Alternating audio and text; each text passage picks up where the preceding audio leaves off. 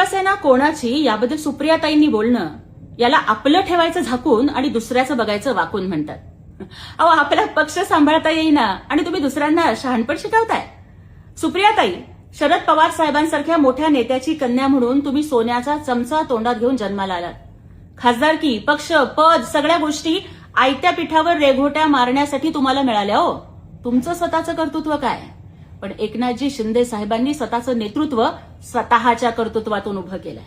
अहो, शिवसेना कोणाची याचा निर्णय निवडणूक आयोगानं दिला, विधानसभेच्या सभापतींनी दिला आणि सगळ्यात महत्वाचं तर जनतेच्या न्यायालयाने सुद्धा दिला की हिंदू हृदय सम्राट बाळासाहेब ठाकरेंची शिवसेना ही एकनाथजी शिंदे साहेबांच्या नेतृत्वाखालीच सुरक्षित आहे.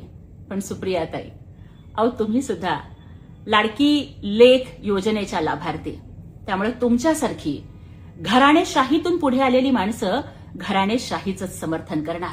पण याद राखा, हा देश घराणेशाहीवर चालत नाही तर डॉक्टर बाबासाहेब आंबेडकरांच्या संविधानावर आणि लोकशाहीवरती चालतो. त्यामुळे शिवसेना ही एकनाथजी शिंदे साहेबांचीच आहे हे महाराष्ट्रानं आता मान्य केलंय. तुम्ही तुमच्या घरात काय जळतंय आणि तुमच्या ताटात काय वाढून ठेवलंय हे आधी बघावं, तेच बरं.